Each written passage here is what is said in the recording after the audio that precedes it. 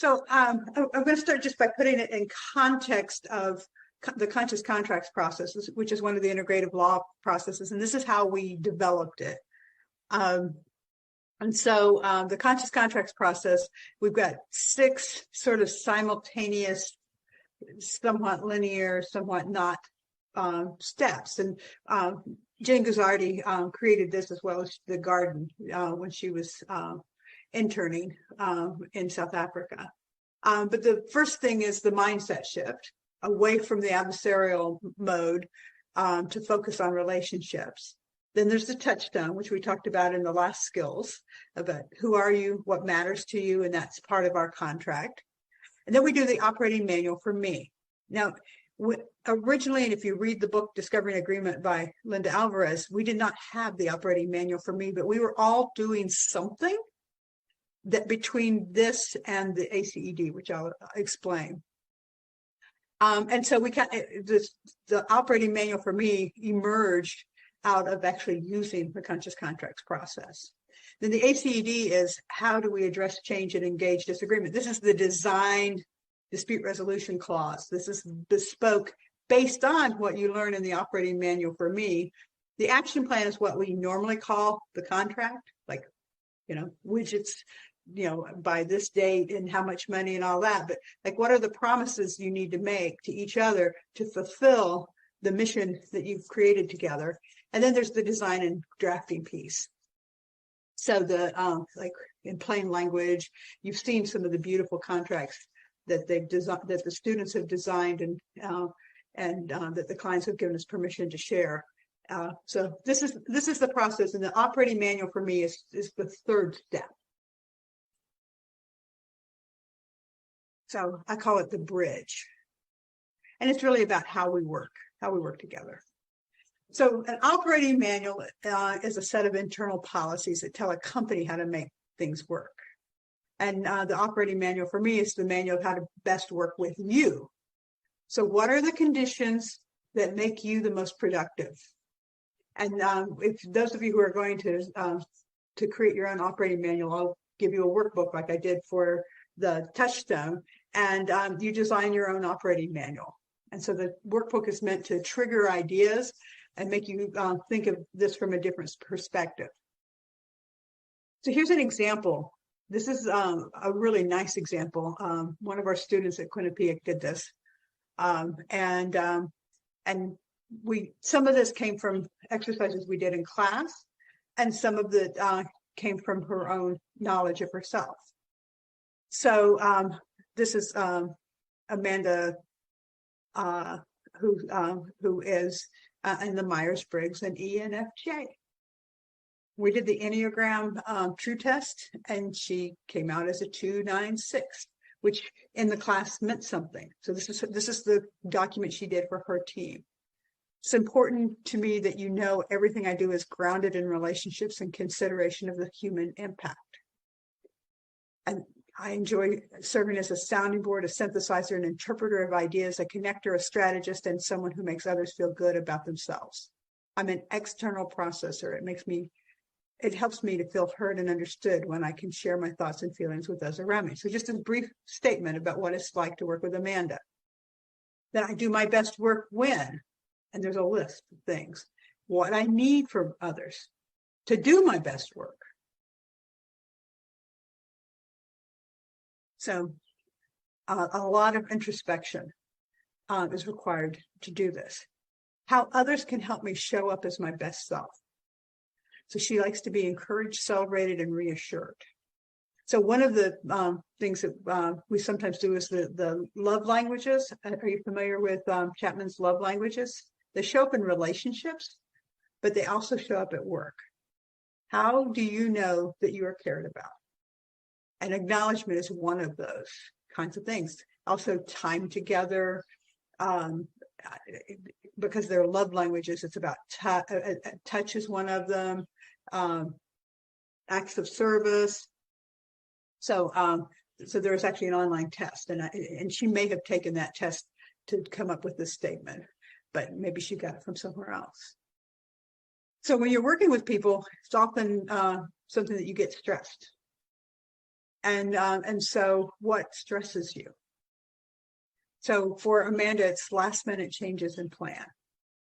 So when something's left until the last minute, and she internalizes external conflict as a personal failure, a culture of blame or lack of recognition.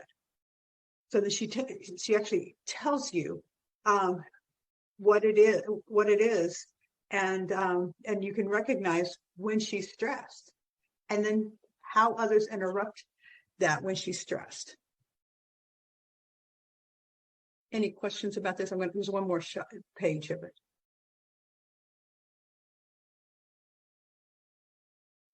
So then in the teams, we actually, it was important for us all to know how people best communicate. There are some people, as you well know, you can send an email and never hear back. It goes into the black hole of the 28,000 other unread emails. Drives me crazy because I am an email person, but some people only want to talk face to face, and some people do text or WhatsApp. We Americans don't use WhatsApp very much, but we discovered with our international clients that almost everybody is on WhatsApp, and so we've had our students actually sign up and do WhatsApp. And then scheduling. This is one of the examples I like to use. Is I'm historically, I've actually shifted in the last year, but historically I have been somebody that you could call me at 2 a.m. and I would be up. I used to say that my children would never talk to me if we were not all night people, because at 1 or 2 o'clock in the morning, we'd be on the phone, chat. And my daughter still texts me at 2 o'clock in the morning, and I am already asleep, because when I came back from South Africa, I did not shift back to my normal schedule. And so this is her availability. And so when you can reach Amanda. So we made this up based on our conscious contracts work. It's like, oh, well, for us to be able to create a bespoke conflict resolution system, we actually needed to know what conflict looked like with each other. And but then I've actually found since then that we're not the only ones. There are these books out there. These are 2 of them, and then there's actually a New York Times bestseller that deals with a lot of this on designing your life.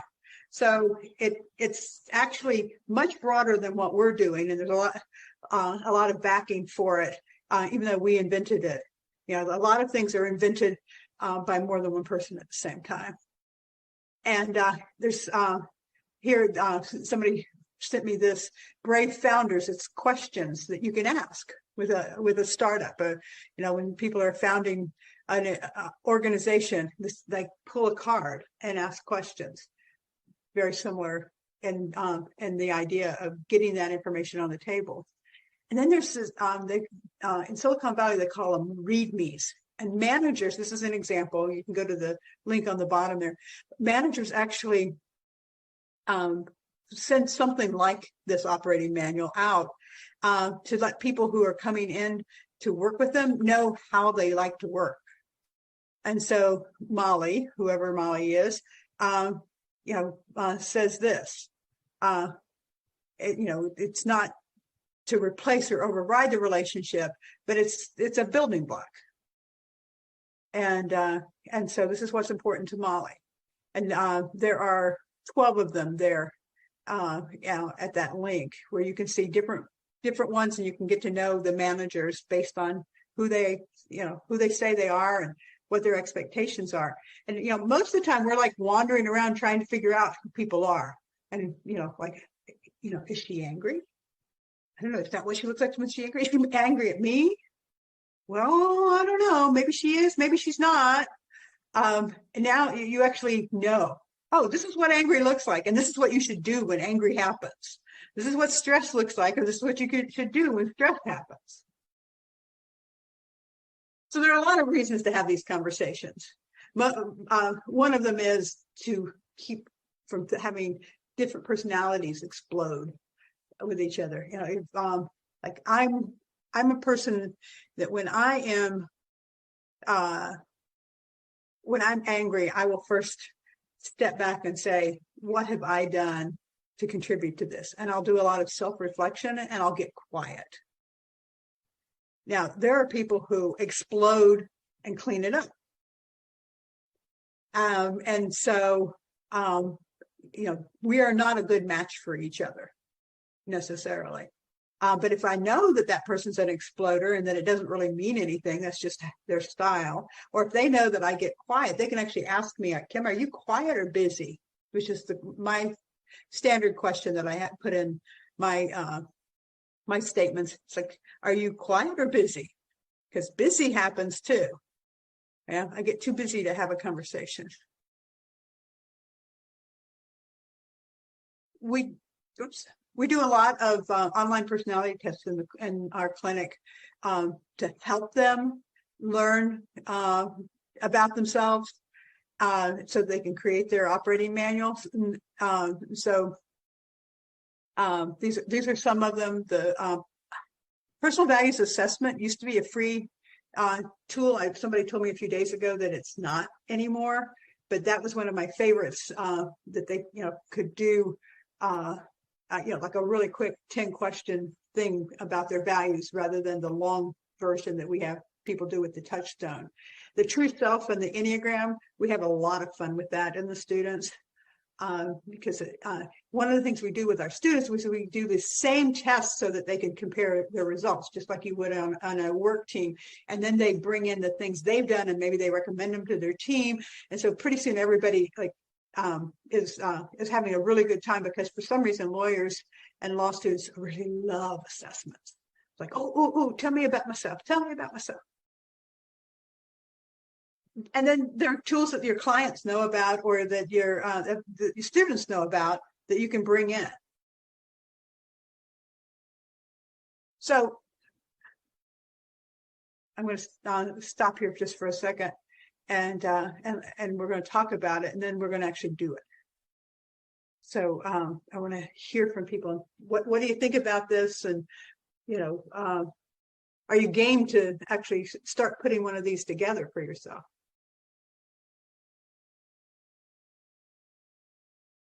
I'm seeing nodding. I have a question. I am very, very, very confused about how this fits in. Are we assessing ourselves so that we know what kind of lawyers we're going to be? I have been practicing law for 40 years. So I'm struggling with how this replaces what I've learned how to do and have been practicing for so many years. This is how you tell people how you work. Okay. So if you're going to work with someone, you actually create this document like the one that Amanda did, which there were a couple of more pages to hers, but it, some of it, I just didn't share for whatever reason, space and time. But so when she goes into a team and when we teach this in our clinic, she takes her operating manual for me and she says, this is who I am and this is how I work. So then do your clients do the same thing? Your clients do the same things. We use it in the contract process. We use it. I've used it with family law clients. You're like, how do you work? How like the. All right, that makes sense. I get it. I'm getting it. I'm getting there. Sorry. Kate, I can say one other thing is one of the methodologies we use in the clinic is we take the students through the same process in forming their law firm. So I think we said this before, but now it may come in at a different level of, so the students negotiate the contract of how they're going to work together as a team to then work with their clients. So they do all the steps. They do their touchstone. They do the operating manual of me. Now, and then because these are contracts that they're helping other people form that are not just a quick buy and sell and they're never going to do anything together.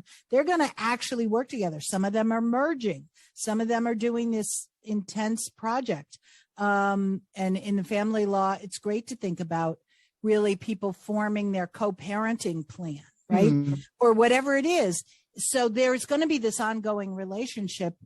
So the students, it's less about the students sharing with their clients how they want to be worked with. That could come off incredibly weird, I think, on some level, if they would say, that's what I'm thinking. Don't call me. Right. No, it's really for the students do the same process that they're then going to lead their clients through. True. Okay. So, and they come up with a law firm agreement, even though they're not really a law firm, but they are for the semester, having really thought about who are we, how do we work best. Now, there is this additional benefit that you just alluded to, Kate. When the law students are doing this, they are sometimes thinking about their professional identity and making the transition in a way that maybe they haven't thought about it. You and I, if we were going to do something together, long term, we've both been practicing 40 years. We know ourselves well, but I think people sometimes do this a little bit informally already.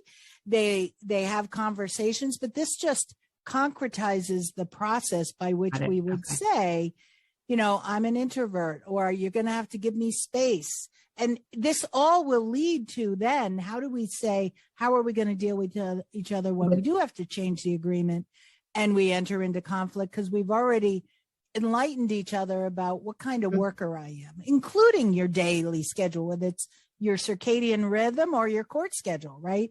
But that translates into eventually how you deal with clients. So yes, but in a typical law, I'm sorry, I don't mean to hijack this, but I really no, you're not hijacking. No, this is not hijacking at all.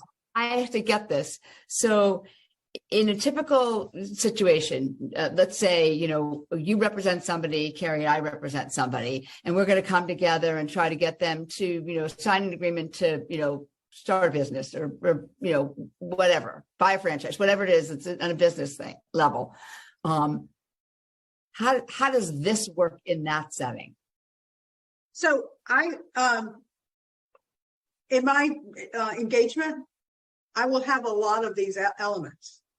Not, it's not necessarily everything. There's sort of like, there's the full version and then the client version of, don't call me before 8:00 in the morning, or I don't schedule appointments before 10 a.m. or, those sorts of things are in there. I prefer to be communicated with on email. And I want to know how you prefer to be communicated with, because if you send me an email and I respond and you don't get it, then that's not effective communication. And so this is part of the communication between me and a client. This is how I work. And, they don't need to know my Myers-Briggs type necessarily, but somebody who's working with me on a project probably would like to know that I'm one of those people. I'm an ENTP. And I'm one of those people that looks at every system, figures out how it works, and then redesigns it. And so, All right. You're laughing at me. But Kate, I would think that putting in this time and energy and self-disclosure would be really important for people joining a law firm together, like creating their own law firm. I get that, right? Yeah. So you are negotiating with a lawyer. How do I deal with, how do I use this? With I can opposing use counsel, it with my client, but how do I use it with another attorney? And we have clients that may have conflicting interests, I guess.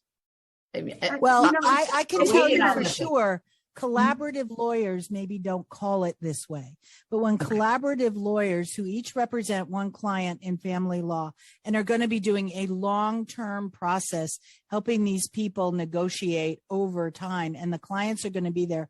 Collaborative lawyers, either from working with each other or forming a relationship, do have offline conversations with each other to share their approaches so that they can be effective together and there's no tension between them, right? And they would probably say things like, and I know for some, I've been in these conversations, if we begin to have problems, we're committed to having a conversation that we're not going to bill our clients for, to resolve our difficulties so that we can go back to working effectively. But a short-term quick deal you're making with clients rather, on the opposite side, maybe you wouldn't commit all of this time, but you might set some boundaries about, I've noticed that you've sent me some emails after hours and expected me to answer at 10 p.m. Unless it's an emergency, I'm not, you're free to send me emails, but I'm not going to respond till the next day. That's the typical stuff that we do anyway. You're Right. just putting it into it's just a different model, right? Right. It's a different model, a little more formalized, wouldn't you say, Kim? Right. It's communicating up front so that they don't, if they send you a message at 10 o'clock and you come back and say, I don't take messages after 10, it's a conflict rather than it's a policy. Right. I got it. Okay, I'm good. So we can carry on. Thank you so much. That's okay. I think this is good clarification. One of the reasons It's one like of the I'm building the old blocks. dog you're trying to teach a new trick to, and I'm just trying to take it in. Thanks. And Kate, your question your comment about how you've been doing this a long time highlighted the comment that I wanted to make about students who are just figuring themselves out as professionals. So this has extraordinary long-term benefits for those students where we force them to really think about, how do I work best? And what might I improve if I just told people that? Because, and I could see it being helpful for students who really don't think they want to be litigators, but they really don't want to be litigators, or the other way around. Like, I don't want to just be a transactional lawyer, but maybe that is really where but it helps them discover. I can see that. It's definitely self-discovery. So the comment I wanted to add, which this is the perfect place to, is as I said, I was reading final papers all weekend. I still have a few more to go. But one of the students did this incredible self-reflection about the fact that she's an introvert. And she had come across the book that recently came out called The Quiet Lawyer. And this changed her life. She kept thinking she is working at a firm. She is doing the litigation track, and she kept thinking, I have to change myself to be successful. This is a detriment. I have to become an extrovert.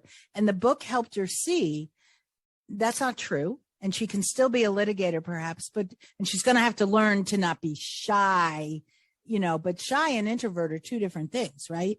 But this idea of realizing when she needed downtime to process things. And so first of all, the book said, you don't have to change yourself to be successful. Here are some strategies for being a successful quiet lawyer, even in the loud, noisy world of extroverts. And also it helped her redefine herself in the capacity of her strengths and capacities. She said, reading this book and having this experience at the same time at her externship, which allowed her to resist any implications that she had a failing. And by the end, without having taken this course, she was essentially being candid with her supervisor about how she worked best. And so she said things like, and she was just celebrating this all over her paper. So when I realized, I said, I really appreciate it when you give me a last minute project and said, hey, you want to come along and blah, blah, blah, blah, blah. And when I look like a deer in the headlights, this is why. So I'm not asking you to stop inviting me along at the last minute.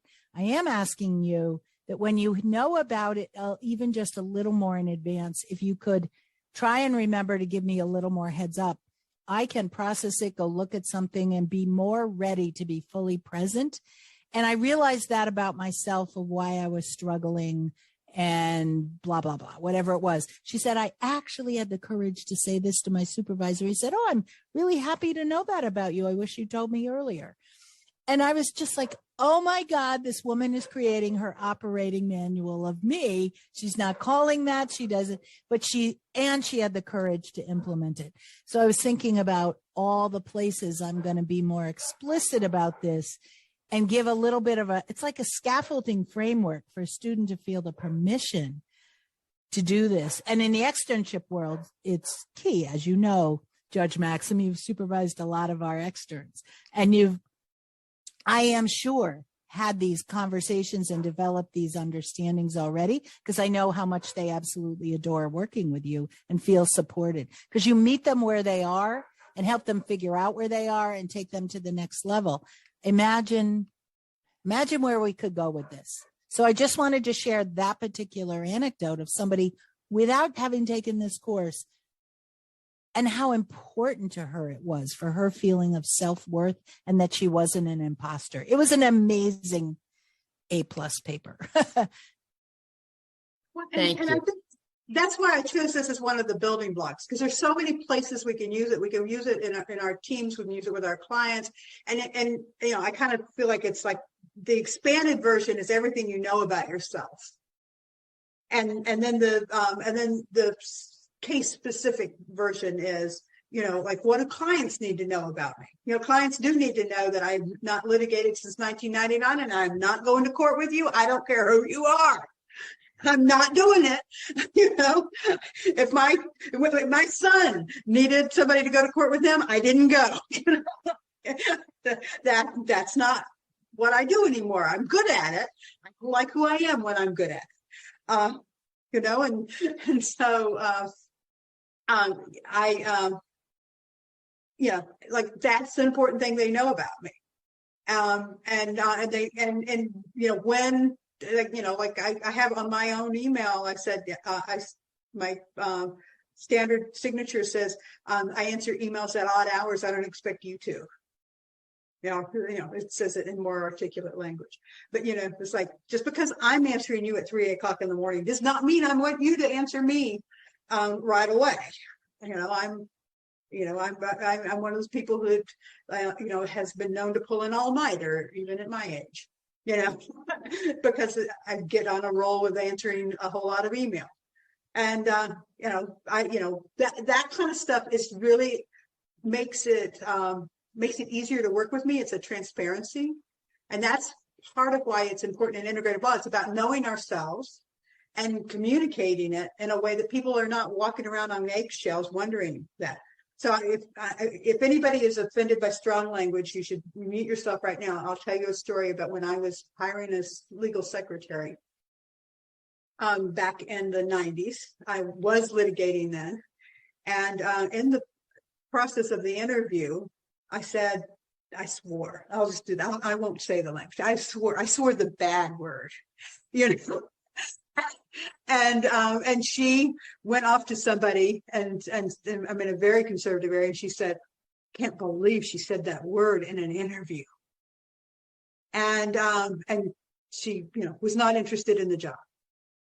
And so it got back to me, because the person she told thought it was funny.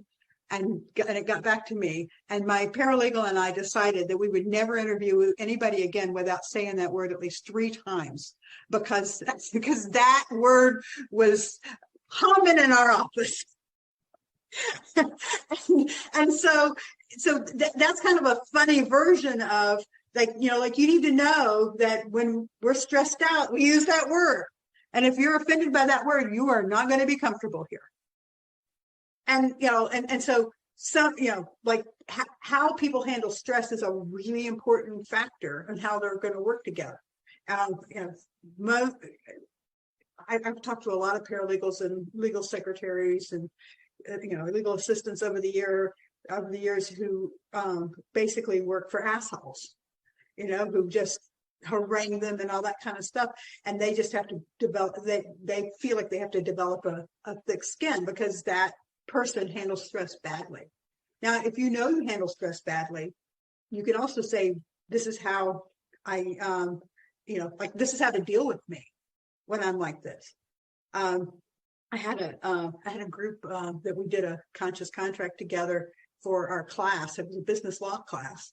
And one of the students in the class said that, you know, this, when I'm stressed, I miss classes. And the thing that really helps me is if somebody actually notices me and gives me chocolate. Really a simple thing. He missed a class. The next time, several people brought him chocolate. And he just melted. He just, you know, it was the most beautiful thing because he had said it, somebody had heard it, and then just one piece of chocolate completely shifted the whole relationship of the class. So our contract was that we were going to make sure that everybody made an A, and they were going to work together to make sure that everybody was supported to make an A in the class. And they did. And so, having those conversations before you're an asshole, or before you use the bad words, and all that kind of stuff, it just creates a safer, better culture.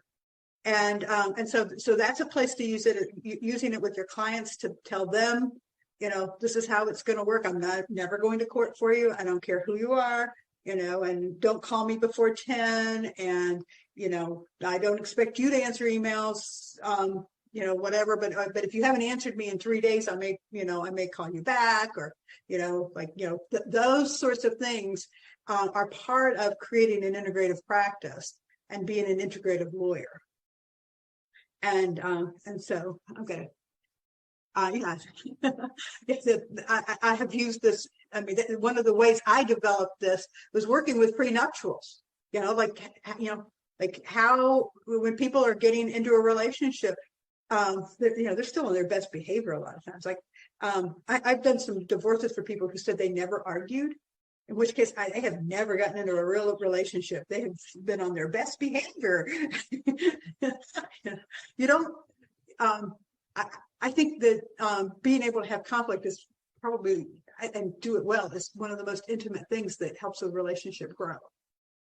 And one of my favorite stories is that I had an associate in my office who had a degree in psychology.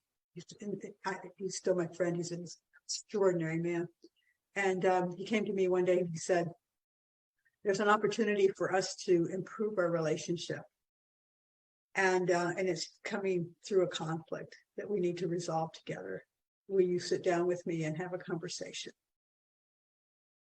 And I mean, what an invitation. I don't know what the conflict was about, but that was 25 years ago. And I remember having that part of the conversation. That's what the operating manual can provide. It's like, like, this is, we're going to be transparent about this. We're going to have these conversations. We're going to say, this is who we are. And you don't have to walk around on eggshells trying to figure out who I am. Because here's this piece of paper. Here's this file. I'm going to send it to you, and I'm going to tell you this is who I am, and this is what you can count on for me. And it's a very vulnerable thing, and it's a very like when you change, you'll notice, and other people around you will notice if there's some of your behaviors that change. Like I can no longer say that that you can call me at 2 a.m. because I've started going to bed at, before midnight, for goodness sake. I used to get started, like midnight was the beginning of my third work day when I got all my email done. And I used to be able to say that I answered all emails every day. And I don't say that anymore because I don't have that third work day. Right? Those kinds of things, like, they're not personal.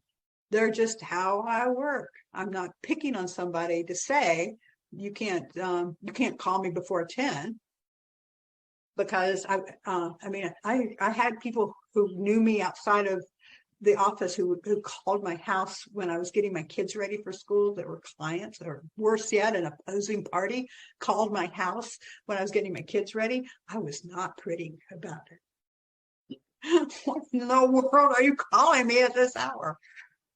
But, saying that in advance, then it's not a personal confrontation.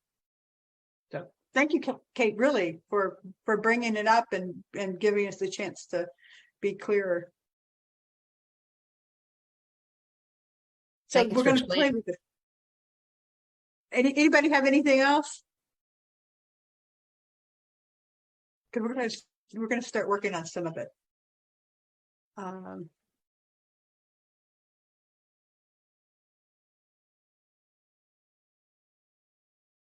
Let's see here. So we're going to start with this. So how do you like to communicate? So start with logistics. Do you like email? Do you like text? Are you a WhatsApp? You know, that the logistical piece. But then also, are you a person who processes externally, or do you need quiet? This is the introvert extrovert. Does your preference change in urgent matters? You know, like just think about, you don't have to answer all of these exact questions, but think about what kinds of communication works best for you. So you can think back to a frustrating work experience. What was upsetting, and what do you wish you had done differently? So that's sort of like, you can kind of keep this in the frame of communication if you want. And then also, when things have really worked, you know, what did that look like? So Paused. Sorry. So I want to hear what you talked about. And were there any discoveries or just confirmation?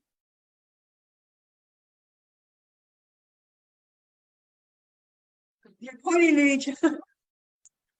I already co-opted this too much. It's your turn, yeah. You haven't co-opted anything. You participated. Yay! I should put that in my operating manual for me. I like participation. Questions are welcome.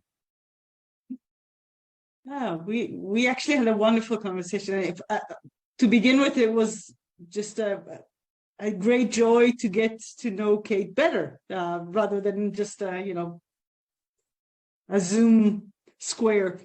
But we found out that we have we have many commonalities, in the sense that we like to work in the same way, and we carried the conversation through questions like how this would have helped us in earlier stages of our careers, and how this could help students when in the beginning of their careers. So it was a very rich conversation. I enjoyed it tremendously. Thank you. You just actually, when you were talking, a light bulb went off. I do a lot of book collaborations, and I haven't done this with my book collaborators, and it would have saved me a lot of frustration on the last book.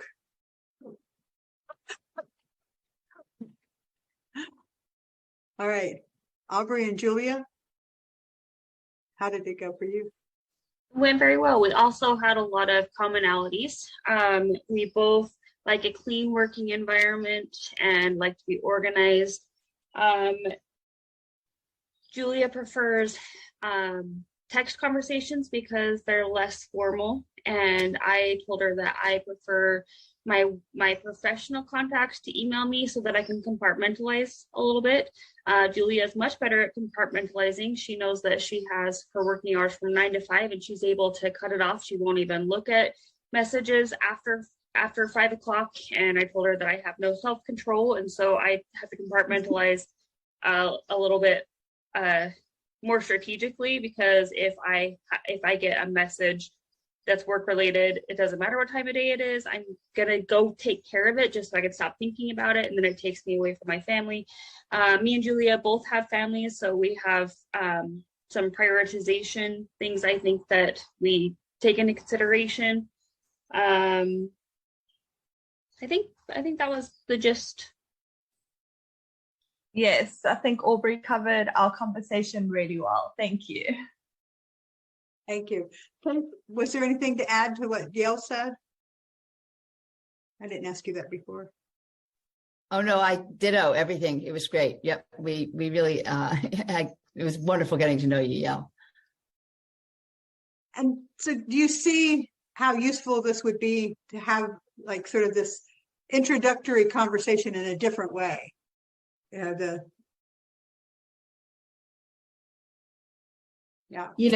know that I only caught 2 minutes of Kim explaining what this was, but yesterday on a Sunday, I felt obligated to take this call from a colleague who considers me a mentor. And, she's not brand new to the field, but she has a new job and she's just like so burnt out, and she has no time in her schedule during the week. I never do a work call on a Sunday, but I said I would. And she's really having boundary problems. And I'm like, just hearing this for 2 minutes from Kim while you guys are in your room, like, wow, that kind of thing would really help her, because she's just right now drowning, and she knows what's wrong, but she hasn't really been able to articulate it. So it seems like a really useful thing regardless. Like in my field of accessibility, burnout is this huge thing, regardless of how many years you've been in it. Everybody's talking about it and writing about it. It seems like a really good burnout antidote. That's a good transition to the next question we're going to look at. And so I'm going to let you all, let's see here. I've got 3 windows of this PowerPoint open. Okay. So we're going to put you over to talk about stress. So what is your relationship with stress? You know, do you get overwhelmed? Some people get empowered by stress. It's like deadlines. Oh, get it done, because if I don't have a deadline, I don't get it done. You know, where do you usually land about that? And what kinds of things actually stress you? Like there is, there's a whole book and a whole YouTube series on creative stress and how stress can be positive. But then there's, you know, the burnout kind of stuff. And how will somebody else know you're stressed? Like, you know, like you may feel stressed, but you may look calm as a cucumber.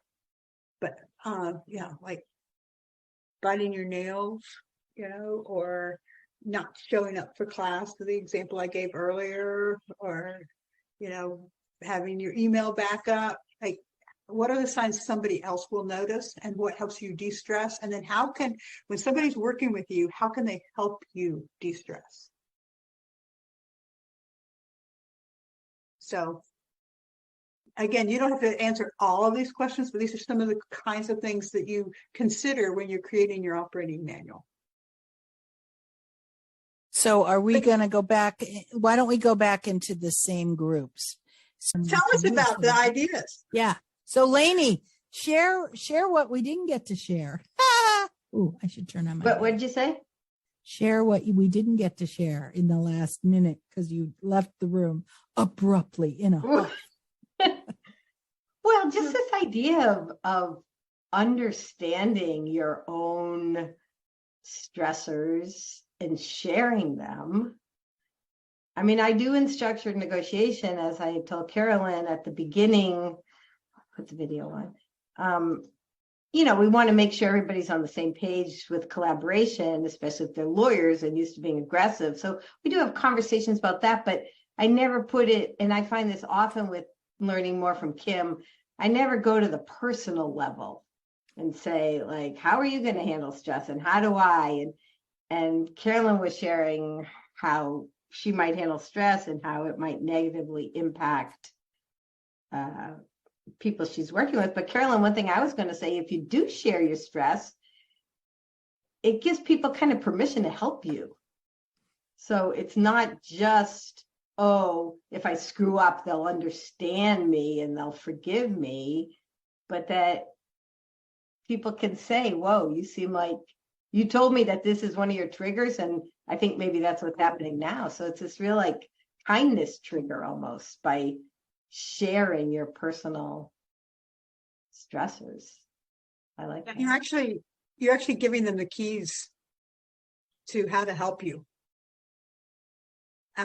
which is very vulnerable. Well, that's what I'm thinking. Like, that's, you know, at my age, this is not how we handle being a lawyer, even in this collaborative way that I practice. So, you know, I don't usually get in conversations like this with people in my work life, but I can see that it could be.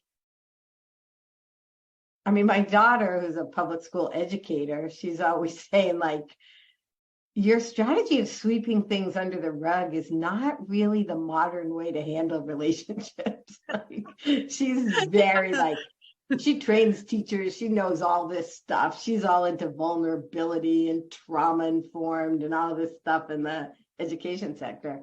And I'm like even in the family, she'll say, you and Dad used to sweep things under the rug and you never argued in front of us. I'm like, we thought that was a good thing. No, Ma, everybody has trauma. So yeah, I think this is really good and really useful. And I think especially, Aubrey, I don't know everybody's age on here, but I think the younger generation expects this. They expect to bring their whole selves to any work environment, and the whole self includes this. So I think it's great. Yeah. And Kate, how did yours go? Thank you, Lainey. Okay, my turn to talk. Okay, let's just start here. Yell is in Israel. Talk about stress. I mean, the levels of stress. And we talked about how that you get used to it, the environmental stress, whether that is the thing that we found the hardest to deal with was stress in relationships, personal relationships. You said the wrong thing, like, something built up in you and you had a bad day and you blurted something out and and you can't reel it back, and how to repair that. That was probably the most stress that we really pretty much agreed on what stresses us out. But that one is a tough one for anybody, I think. And how we respond, I know I shared a scene where I pretty much yelled at this guy on an online hearing we had. And then he asked me to recuse myself, which I don't blame him. I should have just muted him or continued the hearing till I could get in control. But he clearly thought I was biased against him, which was probably true. So I was happy to get out of that situation unscathed, so to speak, and turn it over to another judge who's fighting with the guy still. So I think it's the relationship stress is what we agreed on. That probably is the hardest stress that we have. Anything else, Yael, you think of? That and what she has to live through on a day-to-day basis is way more than what we have certainly in Connecticut. Yeah. We found something in common for both of us, how we de-stress. Oh no, my battery is running low. Oh, I'll find a socket in a minute. I'm not in my home, so I need to look around where I can hook up. We found that we both de-stress by physical activity. We exercise, and that helps us both. Yeah. A friend of mine the other day said, "Oh, you stress clean. I wish I could stress clean. She says, I stress to eat, but you stress clean. That's the one I want." Yeah. Aubrey and Julia? So me and Julia were discussing all of our stress responses. Julia is able to stay on task with stresses last minute, especially school related. She uses that to encourage her to meet deadlines until it becomes too much. When she's overwhelmed, then she kind of takes a step back and has a hard time staying focused on the project. So she said that people recognize when she's stressed by her actually taking that step back and not being up to task. And so how people can help her is they can help her create task lists and help her prioritize and ask her what needs to be done right now or what needs to be done first, and help her get back on task. And she finds that very helpful. Me and her both dislike physical exercise. We see that that's probably a really good stress response for some people, but it adds to our stress when we're on a run and every minute of it is spent saying, I hate this, I hate this, I hate this. So we both agreed there. Me personally, I am I have a lot of stress tells. I will play with my hair. I will kind of do like a gaspy thing. I talk louder and faster if I'm stressed because I want to give the aura of confidence, even though I feel very less than confident internally. And I don't react well to stress, but I do have a good habit of when I am stressed, I recognize that and I will go put myself into nature, which is my happy place. I told her a little bit about my happy place just right outside my back door in my forest. And I think that covered all of it. Yeah, I just as you were talking about that, it's like now I know. So Aubrey works with us, and if I see her twisting her hair, I'm going to know she's really stressed out, and then I might be nicer to her during those times. You probably have to let me twist my hair. It's pretty much all the time. And so like think about it, if you've shared these things with people, then they actually, can be nicer to you or bring you chocolate or, whatever. And then, and if you have told somebody that you need time away, like imagine you have this conversation and somebody says, well, I blow up and I really want to talk it out. And somebody else says, but I like to walk away and get myself together. And, like how, then the next step is, how do you reconcile that? So that's it in our conscious contracts process. It's like, oh, now we know we have different styles. And then what are we going to actually do? So we're at the end of our time. And if you have something real quick you want to say, I love the conversation, but I want to respect that people are expecting to leave at 1:30. Well, I just want to answer your question. The example you just gave, I know a solution would be, if you give me space, then I promise to talk it out with you. Because what I think is going on from my own response, I was thinking about it. When someone needs to walk away, I think they're going to do that, sweep it under the rug. They're either never going to talk to me again, or they're just going to walk away and never process it.